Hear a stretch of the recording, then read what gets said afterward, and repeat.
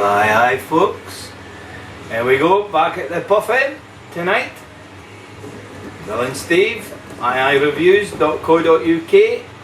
Aye Murray's on the YouTube. Nice to see you. To see you guys. I got there. Stealing somebody else's. We're going to move this, but as you can see, maybe from that, we are going to be reviewing a wee whiskey, and it's the old Pulteney.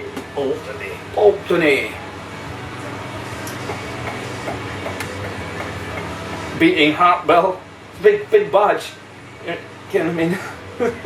They cover a small heart, but never mind. We're at for a badge. Never mind. We haven't got a clue what we're doing with this whiskey. We've tasted it many times, as we have quite a lot of things. Tasted a few times. Yeah, you're right. It's one of these on the shelf. It's very slurpable. And there's probably a big story behind old Pulteney. You were saying some of it was... Yeah, it has to do with the fishing community in the far north of Scotland, but the north east of Scotland. Just before you come to the opposite of Land's End, which is Jonah Grots, at our end of Scotland. So Wick is the village, not the village, the area. But old Pulteney comes from round about the village of Wick. Does, yeah, it's right next to it. But there is a story behind it, and we might come back to you in that one because I need to be a bit more clued up in it. Because my memory is terrible. It's a 12-year-old single malt Scotch whisky, as it says on the tin. It's a 40 volume. Nothing Just in your face. Mind blowing. No, but it is 12 years old, so yeah, we reckon it's a real malt. It is decent. Yeah, because I've tasted it many times. It's always a favourite of mine. Yeah, but I never really thought about it because it's just one of these things you just slurp, like Morangi, Glenmorangi, slurp it. Great, 40 volume whisky as well. And it's probably been fiddled around a wee bit being 40 volume, but so what? As long as it's okay. And out of an okay barrel. Yeah. Probably been a wee bit of colouring going on and everything like that, as the experts would tell us all about your different E's and G's and C's, but we'll just concentrate on the S's, the smells, the N's, the noses and the T's and the tastes, and that'll do us. Yes, Master Murray, I like that. I like it. Can you say that again? No. I knew it. Straight off the head. Off his head, like his hair, straight off his head. That's another story, another review. We go back to that again. Straight off the top of my head. But not much left on the top of it, is it? But we do reckon it's been fiddled about with just a wee bit. As Steve said, probably a wee bit of colouring in there, a bit of continuity and one thing like that. But the shape of the bottle is delightful. There's a wee picture of I'm not sure what kind of boat that is. It's like an old herring. There must be a particular name for it, a fishing boat. It's got the sails and one thing and another on it. And it looks terrific.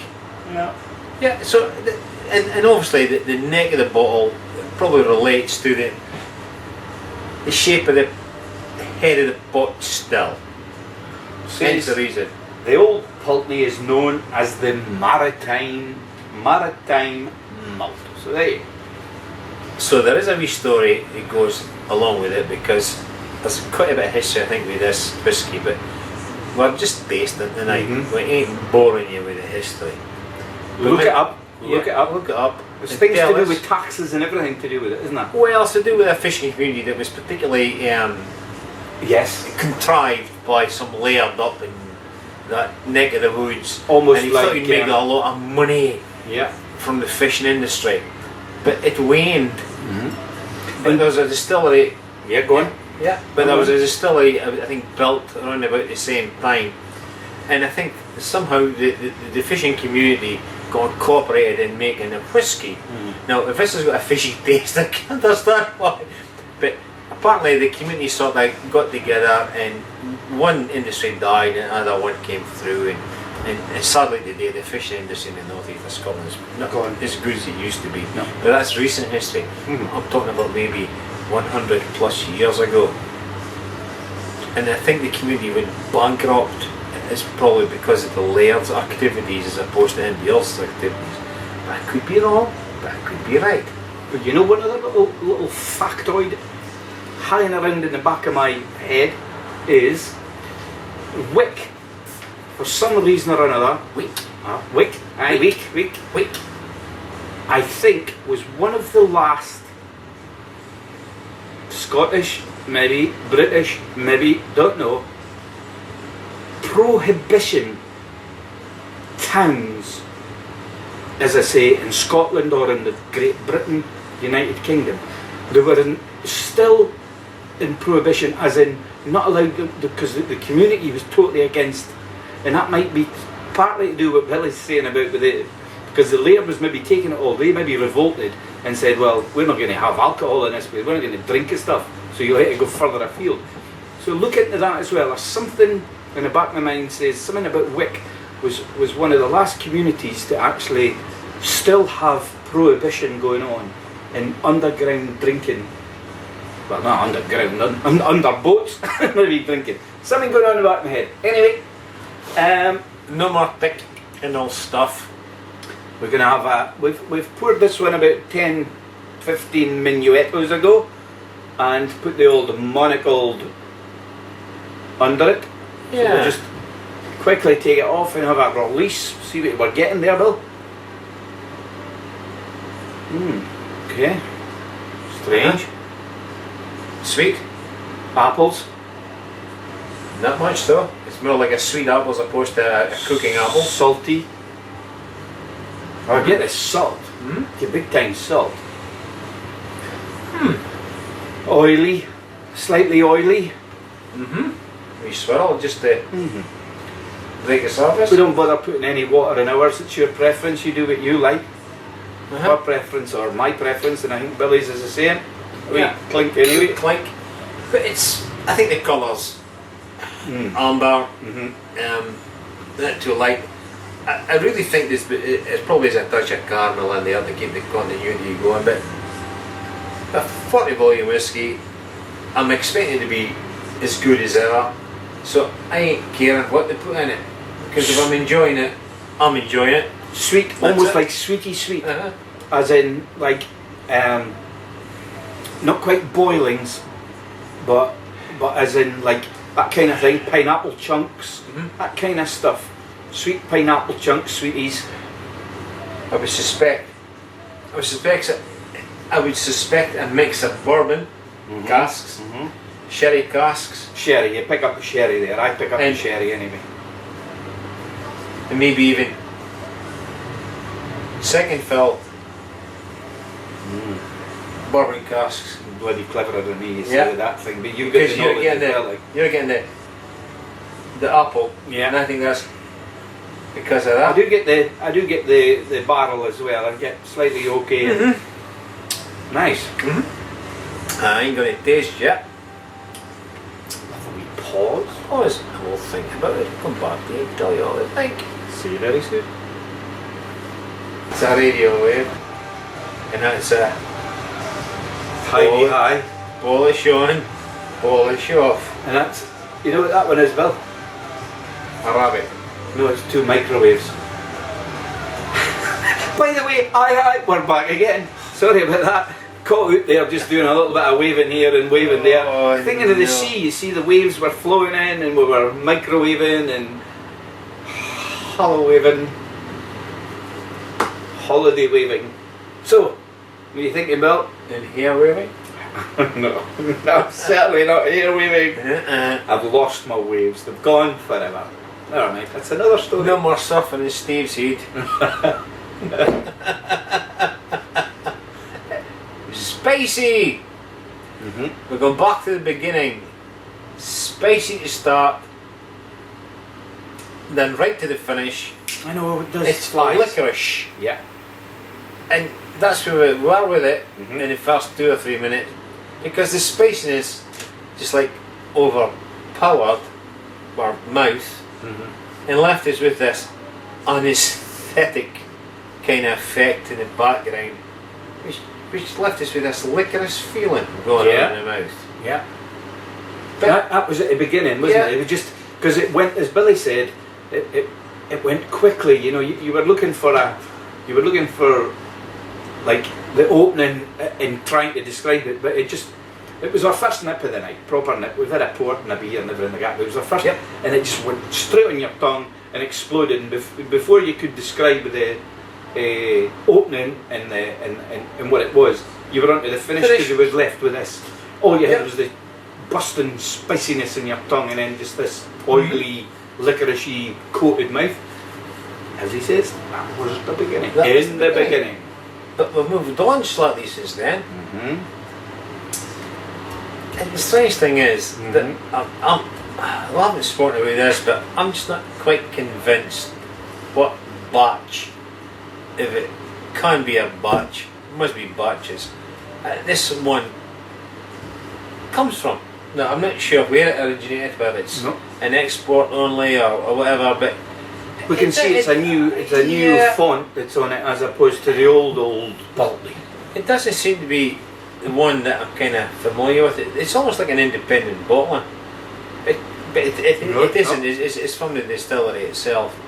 But I'm not sure which market it's earmarked for. But it does say for the UK market back. The badge tells us. No, it may be that they've changed the blend, if you like, a wee bit, because it's not the Pulteney. Doesn't remind us of our old stuff. We did notice that there is a new distiller. I mean, can't remember the Fred. Yeah, it's produced by the distillery manager. In this case, Malcolm Waring, by the look of it. And the original one from the other bottle was Fred Sinclair, was the distillery manager. So the new distillery manager, new font, you know, it's maybe just slight different blends coming through. Well, can never be identical anyway. But do they manage you guys like they do in football? Oh, right, okay. Like if you ain't up to the blending, you're out. So Drogba's head wasn't getting up there and getting the headers in, so go on. Don't know. Maybe. I believe it's two different managers, two different mixologists, guys, it's in there. And I think we've got a slightly different Pulteney that I'm familiar with. I would agree. I'm struggling a wee bit with it. Not as in drinking it, but I'm struggling to identify it as a Pulteney. We've poured the tiniest little nip of the other bottling that we have still, the original bottling, but thought we'd open a bottle, so we'll come back to that later. Different colour, and that's as much as we can say, because I suppose it's I haven't sampled it. Kinda, it's very much lighter. Lighter as opposed to this one. So could it be that? Because we're picking up. Don't know yet. We were picking up some. When we went back to it again, we were not that one, but the bottle we've got open there.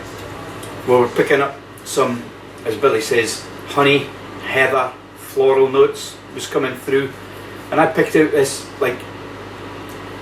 what was it called? Barley sugar. Barley sugar, which was like a candy stick that we used to get up here in Scotland anyway. I'm not sure if it was a UK wide thing, but certainly in Scotland we had it, and it was like orangey, almost the same colour as that. It's a little twisted piece of candy that you used to just soak on as a young boy and girl and everybody else.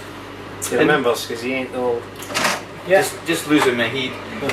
But no, that was the things, and of course Blackpool Rock sprung to mind as well for some reason. I don't ask me why, but Blackpool Rock with this kind of mintiness, perhaps licorice, and the stripy black and white Blackpool Rock. But that seems to prevail through many whiskies, and it's almost like we hate to repeat ourselves in that one.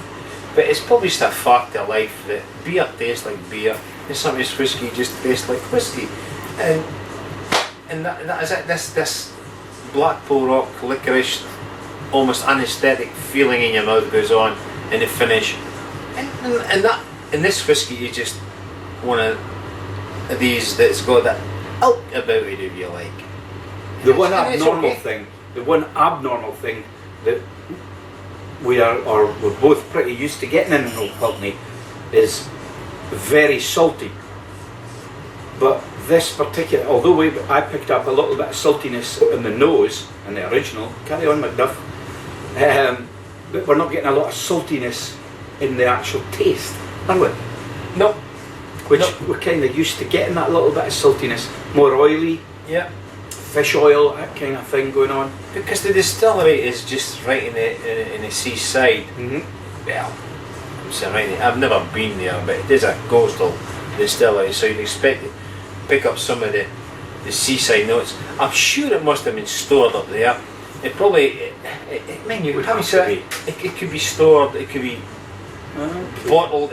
Bottled somewhere else. It could be Bottled in Speyside. It could be bottled, probably. I'm not sure where it's bottled, but it could be anywhere. But it may even be stored. Yeah, in Speyside, it could be stored in the Keith area. They got massive amounts of bonds there, haven't they? Yeah, A lot of distillers. It could be stored in someone's garage. Who knows? Well, we will find out because we haven't done any homework. We're tasting notes here, and that's all we're doing. We have a basic history of the distillery, perhaps. So it's running about in the back of my mind. I can't bring it to the fore. If we come back to all of that, it's not a bad whiskey. No, it's a It's a decent very whiskey. nice whiskey. It's Decent just not. It's just not the old Pulteney as we know it. No, Gin. Fine though. It's Nice. nice.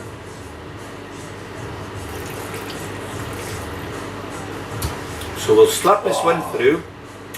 You see? Slap this. Oh, you go. It's fine. No. I'm just. No, carry on, McDuff. No. Honestly, seriously. No. I'm just. The thing is, you see, the more you drink the stuff, the easier it slides down. Usually, the first sip of a dram, it's almost like a wake up to the system, and it's like shock in your mouth. But if you let a whiskey sit for a while and just sip away at it, then they generally mellow out a wee bit because you get used to it. And the whiskey probably changes as well, certainly, as it's left in the glass because it breathes a bit. But I'm cheating slightly because I've just topped that one.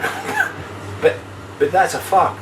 You got to give the whiskey a chance to develop rather than just, I'm not sure of that, neck it, let's go to the next one. You've got to give it a 10-15 minutes of a chance. And I think they're about 10-15 minutes into this one. So I've just poured myself a second wee dram, and I'm going to just, as you say, pause it. We will pause. We'll come back because it ain't finished. Very pleasant whiskey. Definitely worth. I don't know how much.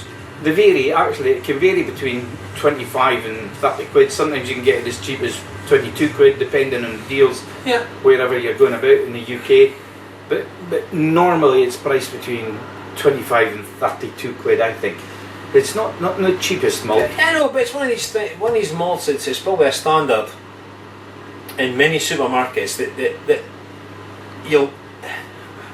Must be hundreds of whiskies, but the Pulteney seems to be in many supermarkets, and it'll be there weekend, wick out. Weekend.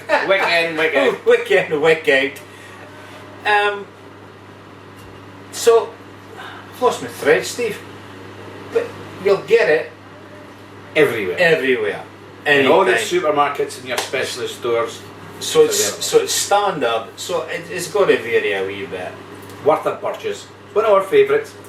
This one, a little oddity. So we'll come back after a wee. I'll write down my thoughts again because I can never pull them out of my head. Thoughts. I'll pull them into you. Oh, it's your hair. You'll end up looking like me in a minute. Well, aye, folks, we're back here again. Stevie's just lit up a nice Partagas Serie D special, a limited edition from 2010. And it's my best cigar of the night because, as you know, this is all about AyeAyeReviews.co.uk, Twitter at AyeAyeReviews, and Twitter at Boozy Bill Hiccup. And you'll find us. But it's my best one of the night, and I think it's going to go perfectly well with the whiskies. Well, there you go. Two 12-year-old Pulteneys, one from a litre bottle, which is almost finished. And maybe because he's been sitting around for a wee while, because he's aerated. He's a bit stingy with his whiskey. He keeps it forever. He always leaves an inch in the bottom, and I think the inch Come back to the inch in the bottom, the old Pulteney from the litre bottle, which is not the one we're reviewing tonight, by the way. Smells Completely different from the one we are reviewing. And how does it taste with it? Taste it. I haven't tasted No, it. I'm not tasting it yet. I'm sniffing. Spit a wee drop on it. This is more orangey, but that's off the wall. I'm not even going to that. But Okay, we'll finish this one then. because it gives me something to be getting on with the review. I think what we missed in early doors is that we've been kind of brainwashed, I think, with this.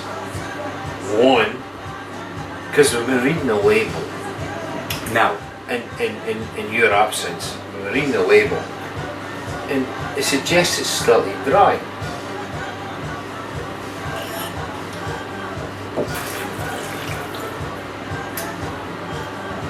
It's probably drier than a Speyside. It ain't as sweet as a Speyside. It probably comes into the Highland genre of whiskies, which stretches from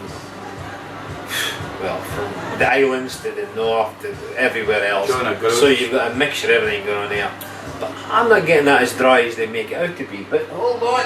Hey up, you old beauty. Hey up, your rises. Just a basic note on what the Off the back. distillery is saying about Good. the whiskey. But I wouldn't believe a word of it.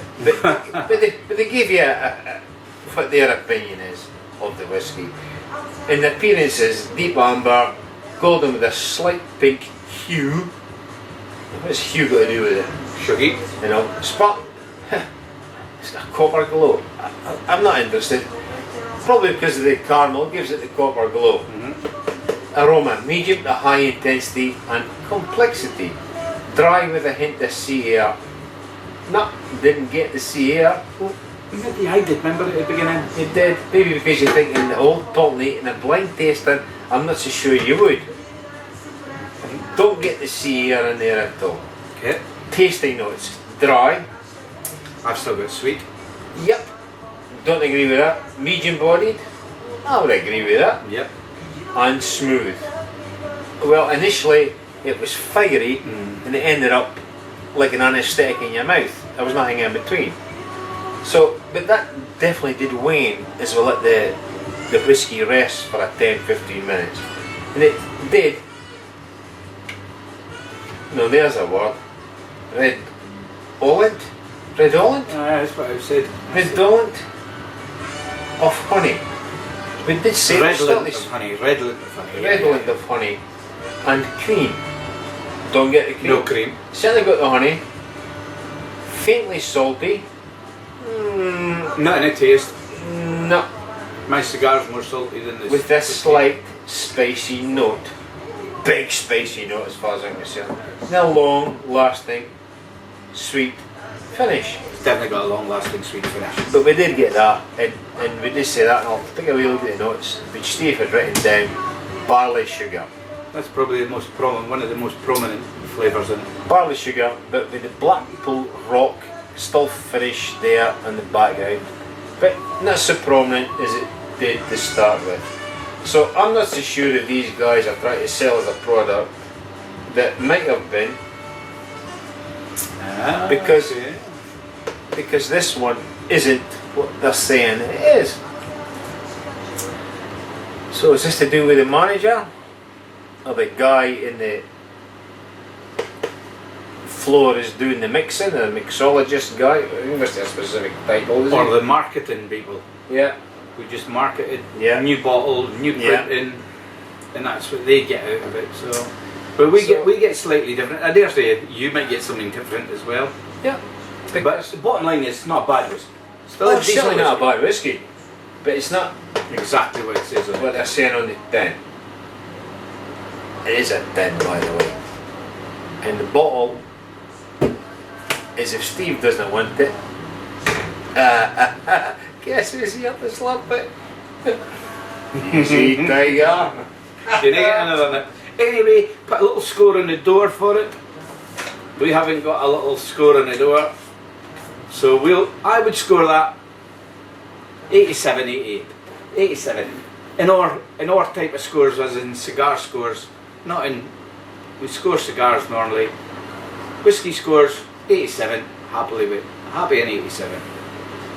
90's good, tremendous. 95 and above's amazing. So it's in the 80s. So 95 and above is that we don't. You just have to be something amazing. But put it away and don't drink it for a while. Yeah, It's really taste special. it. Yeah. So 88 is like you could Every day. You could reserve Happy. it. Yeah. But 87 means that you can just get rid of it and drink it.